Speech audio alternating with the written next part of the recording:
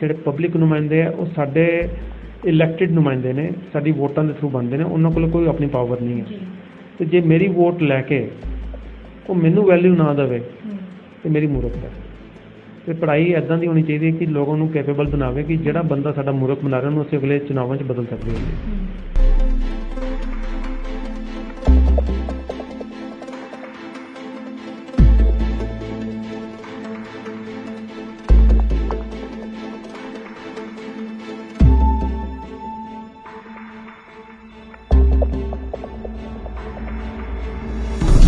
ਸਰਕਾਰਾਂ ਦਾ ਦੇਖਿਆ ਜਾਵੇ ਤਾਂ ਉਹਨਾਂ ਦੇ ਜਿਹੜੇ ਆਪਦੇ ਬੱਚੇ ਆ ਉਹ ਬਾਹਰ ਜਾ ਕੇ ਪੜ੍ਹਦੇ ਨੇ।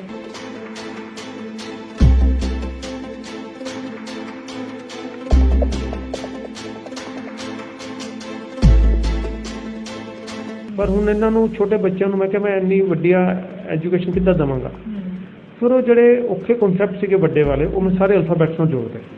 ਫਿਰ ਮੈਂ A ਫੋਰ ਐਪਲ ਦੀ ਬਜਾਏ A ਫੋਰ ਐਡਮਿਨ ਸ਼ੁਰੂ ਕੀਤਾ, B ਫੋਰ ਬੈਟ ਦੀ ਬਜਾਏ B ਫੋਰ ਬੈਲਟ ਬਾਕਸ ਸ਼ੁਰੂ ਕੀਤਾ, C ਫੋਰ ਕੈਟ ਦੀ ਬਜਾਏ C ਫੋਰ ਕੌਨਸਟੀਟਿਊਸ਼ਨ ਸ਼ੁਰੂ ਕੀਤਾ, D ਫੋਰ ਡੌਗ ਦੀ ਬਜਾਏ D ਫੋਰ ਡੈਮੋਕ੍ਰੇਸੀ ਸ਼ੁਰੂ ਕੀਤਾ, E ਫੋਰ ਐਲੀਫੈਂਟ ਦੀ ਬਜਾਏ E ਫੋਰ ਇਲੈਕਸ਼ਨ ਸ਼ੁਰੂ ਕੀਤਾ।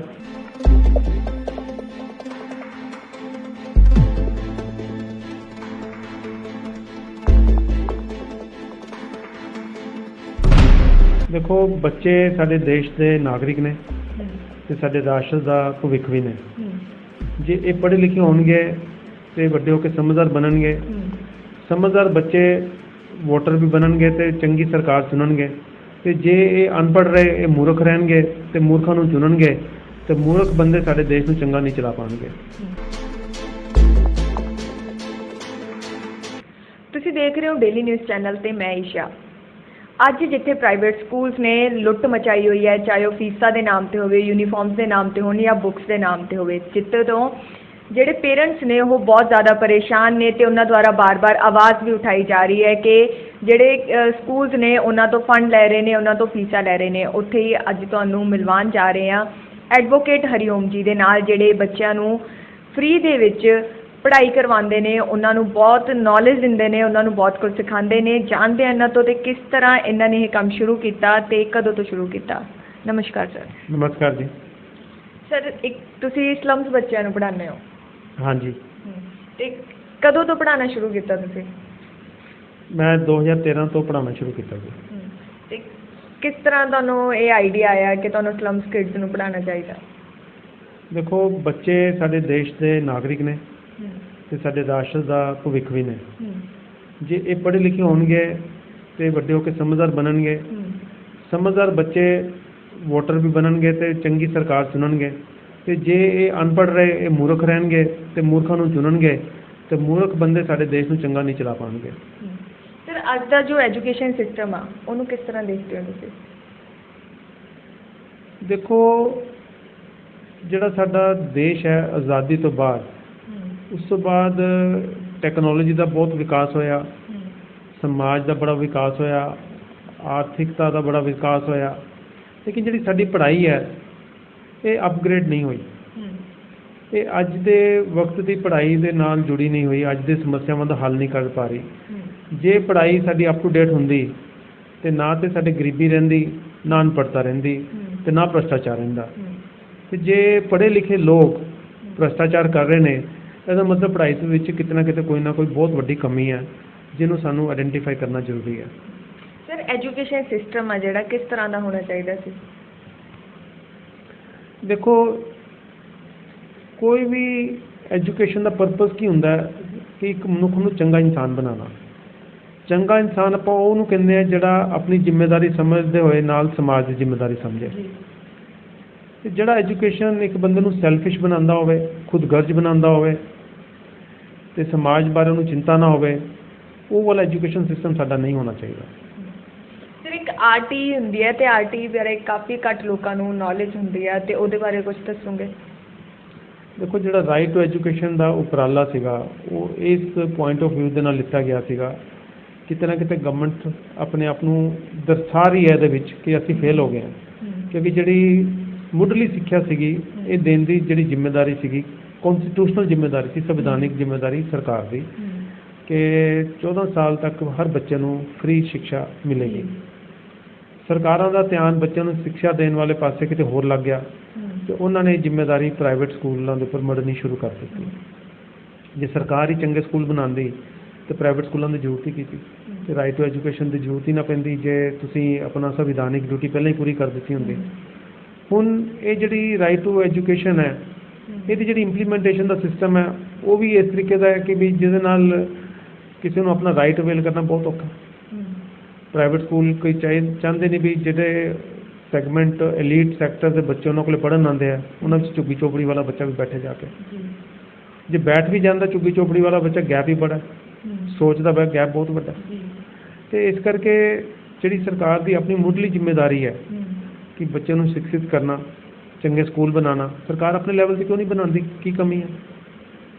ਸਰ ਸਰਕਾਰਾਂ ਦਾ ਦੇਖਿਆ ਜਾਵੇ ਤਾਂ ਉਹਨਾਂ ਦੇ ਜਿਹੜੇ ਆਪਦੇ ਬੱਚੇ ਆ ਉਹ ਬਾਹਰ ਜਾ ਕੇ ਪੜ੍ਹਦੇ ਨੇ ਤੇ ਇੱਥੇ ਗੌਰਮੈਂਟ ਸਕੂਲ ਦੇ ਵਿੱਚ ਇੰਗਲਿਸ਼ ਮੀਡੀਅਮ ਵੀ ਨਹੀਂ ਹੁੰਦਾ। ਇਹ ਨਾ ਮੈਨੂੰ ਲੱਗਦਾ ਸਾਜ਼ਿਸ਼ ਹੈ ਬਹੁਤ ਵੱਡੀ ਕਿ ਜਿਹੜੇ ਸਾਡੇ ਨੇਤਾ ਨੇ ਉਹ ਆਪਣੇ ਬੱਚੇ ਬਾਹਰ ਪੜ੍ਹਾਉਂਦੇ ਨੇ ਤੇ ਲੋਕਾਂ ਨੂੰ ਇਹੀ ਮੈਸੇਜ ਦਿੰਦੇ ਨੇ ਵੀ ਤੁਸੀਂ ਆਪਣੇ ਬੱਚੇ ਸਰਕਾਰੀ ਸਕੂਲਾਂ ਦੇ ਵਿੱਚ ਤੇ ਪੜ੍ਹਾਓ, ਨਾਲੇ ਪੰਜਾਬੀ ਮੀਡੀਅਮ 'ਚ ਪੜ੍ਹਾਓ। ਹੁਣ ਜਿੰਨੀਆਂ ਵੀ ਅੱਗੇ ਜਾ ਕੇ ਇਕਨੋਮਿਕ ਓਪਰਚੁਨਿਟੀਜ਼ ਹੈ ਉਹ ਕਿਸ ਤਰੀਕੇ ਨਾਲ ਬੱਚਿਆਂ ਨੂੰ ਮਿਲੇਗੀ ਉਹ ਨਹੀਂ ਦੱਸਦੇ। ਜਾਂ ਤਾਂ ਉਹ ਵੀ ਦੱਸਣ ਕਿ ਵੀ ਜਿਹੜਾ ਬੱਚਾ ਜਿਹੜੀ ਸਿੱਖਿਆ ਲੈ ਕੇ ਪੜ੍ਹੇਗਾ ਉਹਨੂੰ ਉਹਦੇ ਬਰਾਬਰ ਦੇ ਉਹਨੂੰ ਨੌਕਰੀ ਮਿਲੇਗੀ, ਉਹਨੂੰ ਕੰਮ ਮਿਲੇਗਾ। ਜੇ ਤਾਂ ਕੰਮ ਮਿਲਦਾ ਹੋਵੇ ਫਿਰ ਕੀ ਫਰਕ ਪੈਂਦਾ? ਪ੍ਰੋਬਲਮ ਹੈ ਕਿ ਇੱਥੇ ਜਿਹੜੀ ਇੰਪਲੋਇਮੈਂਟ ਓਪਰਚੁਨਿਟੀਜ਼ ਬਹੁਤ ਘੱਟ ਹੈ। ਸਰ ਇੱਕ ਪੰਜਾਬ ਸਰਕਾਰ ਦੁਆਰਾ ਇਹ ਵੀ ਕਿਹਾ ਗਿਆ ਕਿ ਕੋਈ ਵੀ ਬੱਚਾ ਵਾ ਜਿਹੜਾ 8th ਜਾਂ 9th ਕਲਾਸ ਤੱਕ ਉਹਨੂੰ ਫੇਲ ਨਹੀਂ ਕੀਤਾ ਜਾਏਗਾ ਕਿ ਉਹਨੂੰ ਚਾਹੇ ਉਹਨੇ ਪੇਪਰ ਦਿੱਤੇ ਆ ਚਾਹੇ ਨਹੀਂ ਦਿੱਤੇ ਆ, ਜਿੰਨੇ ਮਰਜ਼ੀ ਮਾਰਕਸ ਆ ਉਹਨੂੰ ਪਾਸ ਕਰਕੇ ਅਗਲੀ ਕਲਾਸ ਵਿੱਚ ਪ੍ਰਮੋਟ ਕਰ ਦਿੱਤਾ ਜਾਏਗਾ। ਇਹ ਜਿਹੜੀ ਸਕੀਮ ਸਰਕਾਰ ਬਣਾ ਰਹੀ ਹੈ, ਦੇਖੋ ਬੱਚੇ ਦੀ ਜਿਹੜੀ ਕਨਸੈਪਚੁਅਲ ਡਿਵੈਲਪਮੈਂਟ ਆ ਉਹ ਬਹੁਤ ਜ਼ਰੂਰੀ ਹੈ। ਸਰਟੀਫਿਕੇਟ ਤੇ ਇੱਕ ਵੈਰੀਫਿਕੇਸ਼ਨ ਹੈ ਕਿ ਬੱਚੇ ਨੇ ਫਲਾਣੇ ਲੈਵਲ ਦੀ ਐਜੂਕੇਸ਼ਨ ਲਈ ਹੋਈ ਹੈ। ਅਗਰ ਬੱਚੇ ਦੇ ਕਨਸੈਪਟ ਕਲੀਅਰ ਹੈ ਸਰਟੀਫਿਕੇਟ ਮੈਟਰ ਨਹੀਂ ਕਰਦਾ। ਜੇ ਤੁਸੀਂ ਬਹੁਤ ਵੱਡੇ ਵੱਡੇ ਬਿਜ਼ਨਸਮੈਨ ਦੀ ਗੱਲ ਕਰੋ ਤੁਸੀਂ ਦੇਖੋਗੇ ਕਈ ਬਿਜ਼ਨਸਮੈਨ ਕਰੋੜਾਂ ਦਾ ਬਿਜ਼ਨਸ ਕਰ ਰਹੇ ਨੇ, ਅਨਪੜ੍ਹ ਨੇ, ਉਹਨਾਂ ਦੇ ਕਨਸੈਪਟਸ ਕਲੀਅਰ ਨੇ।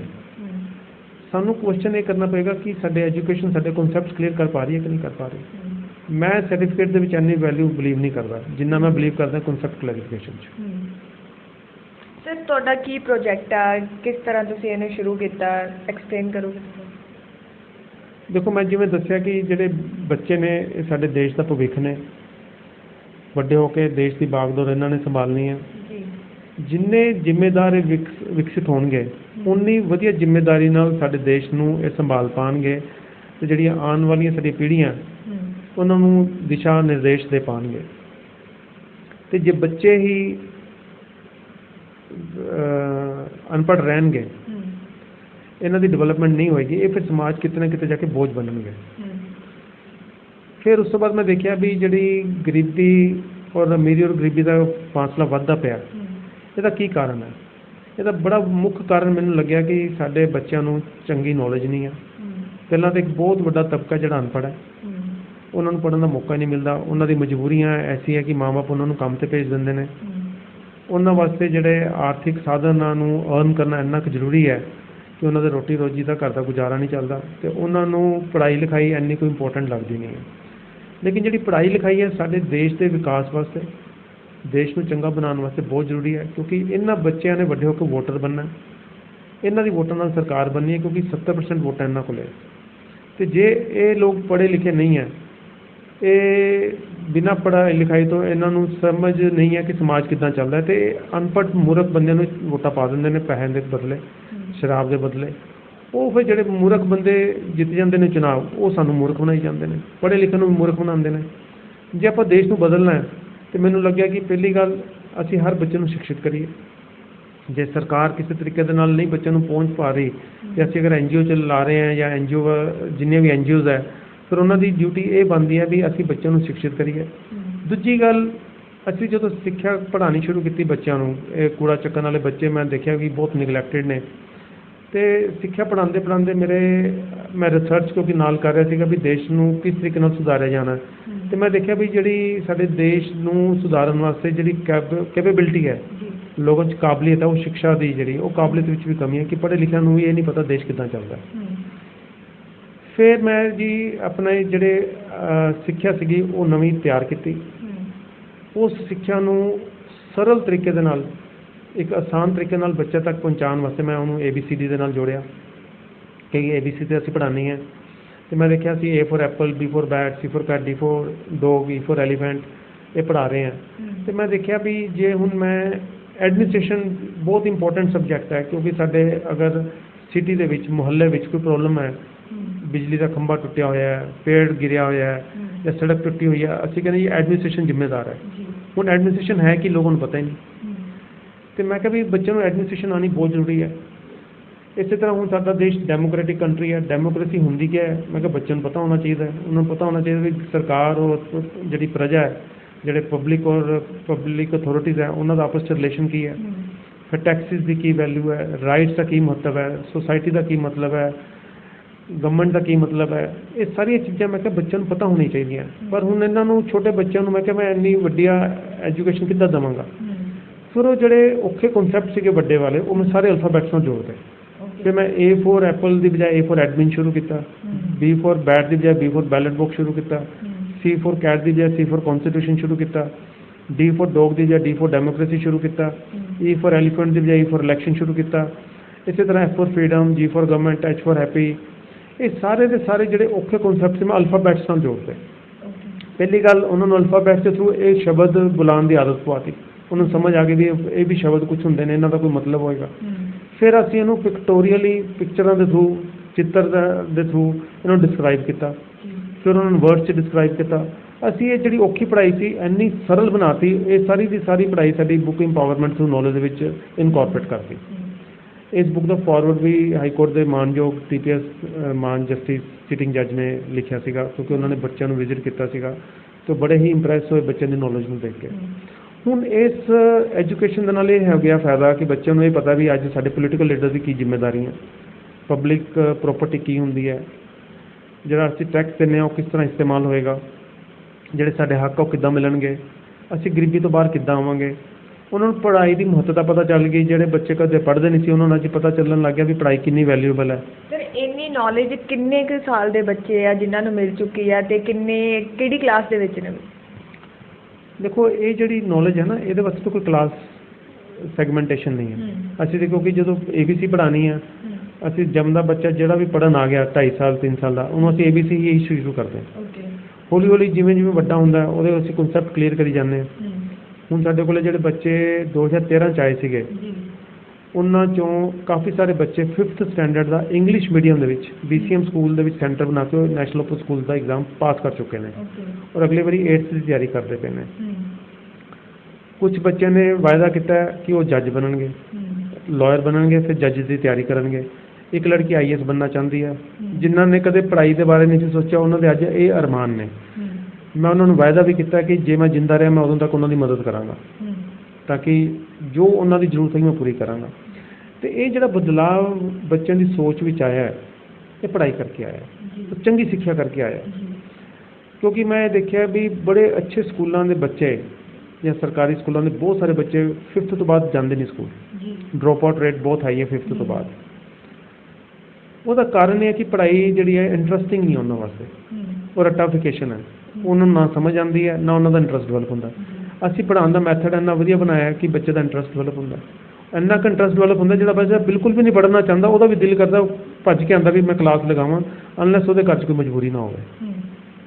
ਸਰ, ਫਸਟ ਜਦੋਂ ਤੁਸੀਂ ਗਏ ਹੋ ਉਹਨਾਂ ਨਾਲ ਗੱਲਬਾਤ ਕਰਨ ਦੇ ਲਈ, ਕਿੱਦਾਂ ਉਹਨਾਂ ਨੇ ਰਿਐਕਟ ਕੀਤਾ ਸੀ?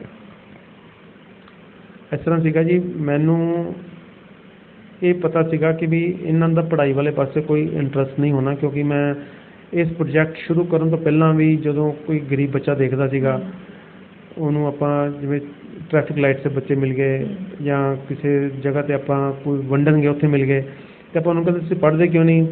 ਉਹ ਇਹੀ ਕਹਿ ਦਿੰਦੇ ਸੀ ਕਿ ਹਾਂ ਵੀ ਸਟੀਰੀਓਟਾਈਪ ਅਸੀਂ ਪੜ੍ਹਨਾ ਚਾਹਤੇ ਹਾਂ, ਲੇਕਿਨ ਜੋ ਕੋਈ ਵੀ ਆਓ ਪੜ੍ਹ ਲਓ, ਫਿਰ ਪੜ੍ਹਨਾ ਨਹੀਂ ਸੀ ਆਉਂਦੇ।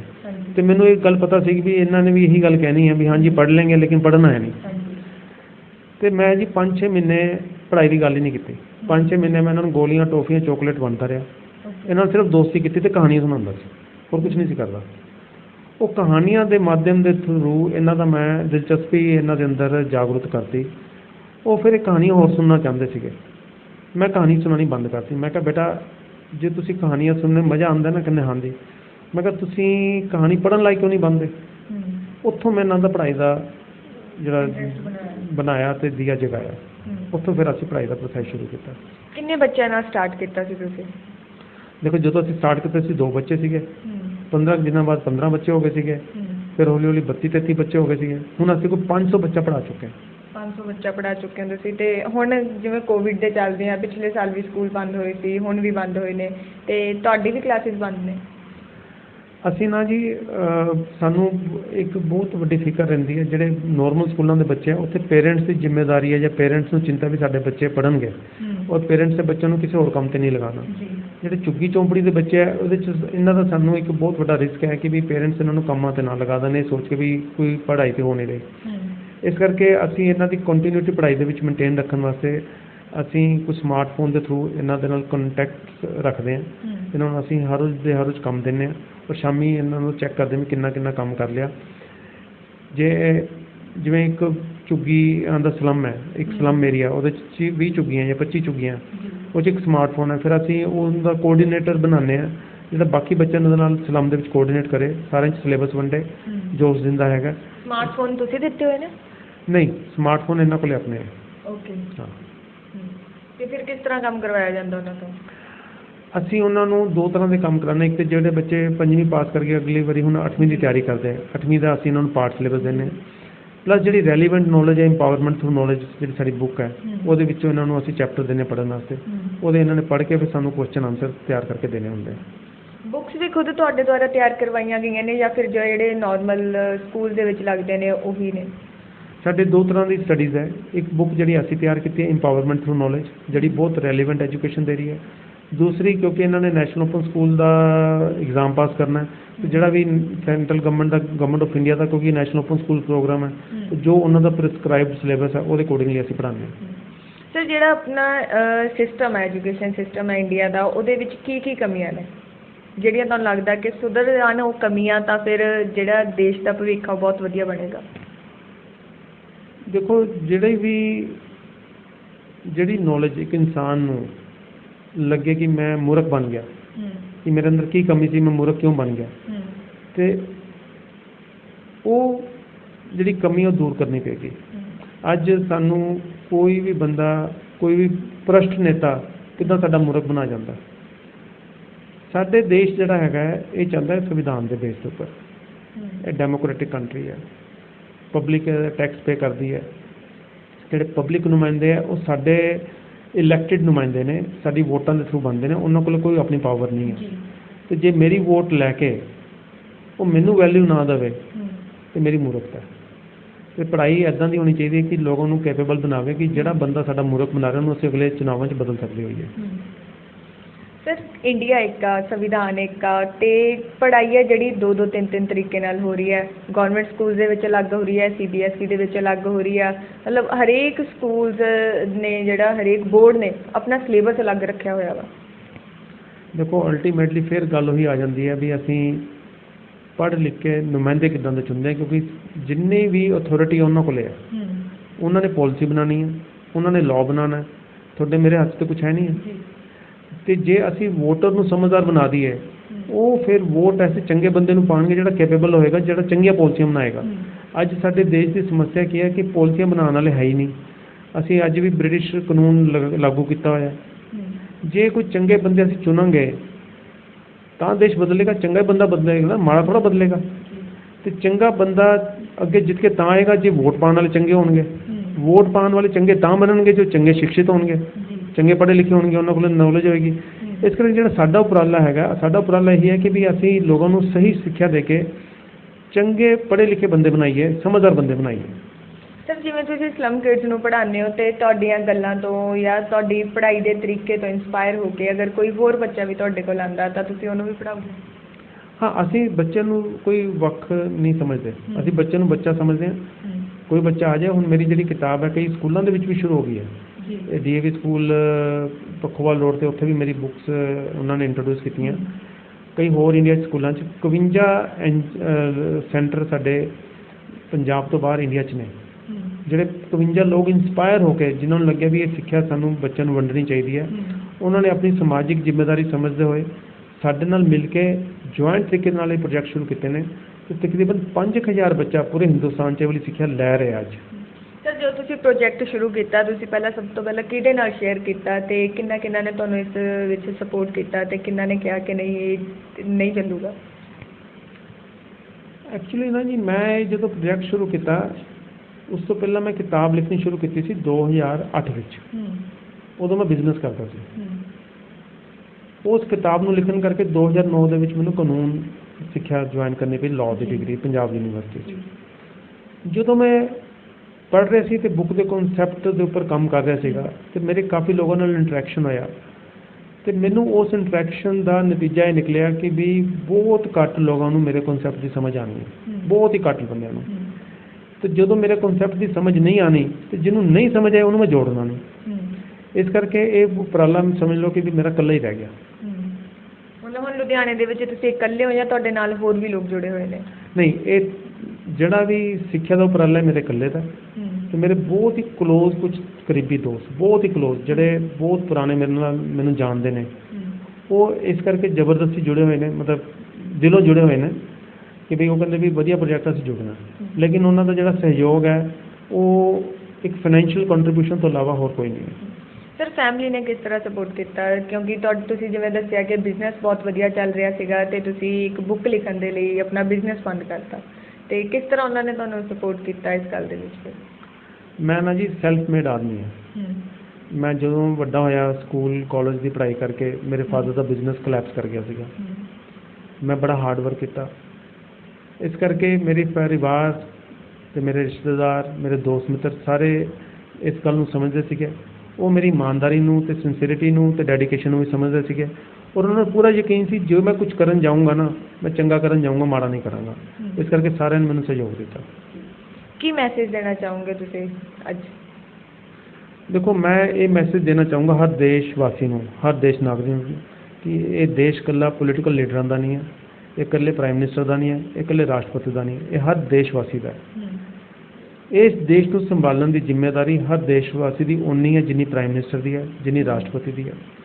ਤੇ ਜੇ ਦੇਸ਼ ਖਰਾਬ ਹੁੰਦਾ ਹੈ ਤੇ ਸਾਰਿਆਂ ਦਾ ਨੁਕਸਾਨ ਹੈ। ਇਹਨੂੰ ਇੱਕ ਦੂਜੇ ਦੇ ਉੱਪਰ ਸੁੱਟਣ ਦੀ ਬਜਾਏ ਕਿ ਉਹ ਕਰੇਗਾ, ਉਹ ਕਰੇਗਾ, ਉਹ ਨਾ ਕਰੋ, ਇਹ ਸੋਚੋ ਕਿ ਆਪਾਂ ਕੀ ਕਰ ਸਕਦੇ ਹਾਂ। ਕਿਉਂਕਿ ਜੇ ਆਪਾਂ ਮਿਲ ਜੁਲ ਕੇ ਕੰਮ ਕਰਾਂਗੇ ਤੇ ਅੱਜ ਵੀ ਮੈਨੂੰ ਪੂਰਾ ਯਕੀਨ ਹੈ ਇਹ ਦੇਸ਼ ਦੁਬਾਰਾ ਸੋਨੇ ਦੀ ਚਿੜੀਆ ਬਣ ਸਕਦਾ ਹੈ। ਕਿਉਂਕਿ ਸਾਡੇ ਕੋਲ ਬਹੁਤ ਵੱਡੀ ਕਲਚਰਲ ਬੈਕਗਰਾਉਂਡ ਹੈ, ਸਾਡੀ ਸੰਸਕ੍ਰਿਤੀ ਬਹੁਤ ਲੰਬੀ ਹੈ, ਸਾਡਾ ਭਾਈਚਾਰਾ, ਪਿਆਰ, ਸਾਡੇ ਸੰਸਕਾਰ ਬਹੁਤ ਡੀਪ ਨੇ। ਲੇਕਿਨ ਇਹਨੂੰ ਰਿਵਾਈਵ ਕਰਨਾ ਪਏਗਾ ਸਹੀ ਸਿੱਖਿਆ ਦੇ ਨਾਲ ਤੇ ਲੋਕਾਂ ਨੂੰ ਸਮਝਣਾ ਪਏਗਾ ਕਿ ਇਹ ਦੇਸ਼ ਮੇਰਾ ਤੇ ਮੈਂ ਖਰਾਬ ਨਹੀਂ ਹੋਣ ਦੇਣਾ। ਥੈਂਕ ਯੂ ਸਰ, ਬਹੁਤ ਬਹੁਤ ਸ਼ੁਕਰੀਆ ਸਰ ਤੁਹਾਡਾ। ਜਿਵੇਂ ਕਿ ਸਰ ਨੇ ਕਿਹਾ ਕਿ ਸਿੱਖਿਆ ਜਿਹੜਾ ਸਾਡਾ ਸਭ ਤੋਂ ਪਹਿਲਾ ਅਧਿਕਾਰ ਆ ਤੇ ਜੇ ਅਸੀਂ ਬੱਚਿਆਂ ਨੂੰ ਅੱਛੀ ਸਿੱਖਿਆ ਦੇਵਾਂਗੇ ਤਾਂ ਉਹੀ ਸਾਡਾ ਭਵਿੱਖ ਬਣਨਗੇ ਤੇ ਅਗਰ ਅਸੀਂ ਵਧੀਆ ਬੰਦੇ ਨੂੰ ਵੋਟ ਦੇ ਕੇ ਆਪਣਾ ਨੁਮਾਇੰਦਾ ਖੜਾ ਕਰਾਂਗੇ, ਉਹਨੂੰ ਆਪਣਾ ਨੇਤਾ ਬਣਾਵਾਂਗੇ ਤਾਂ ਇਹ ਦੇਸ਼ ਆ ਜਿਹੜਾ ਦੁਬਾਰਾ ਸੋਨੇ ਦੀ ਚਿੜੀਆ ਬਣ ਜਾਏਗਾ। ਡੇਲੀ ਨਿਊਜ਼ ਦੇ ਲਈ ਮੈਂ ਲੁਧਿਆਣਾ ਤੋਂ ਈਸ਼ਾ।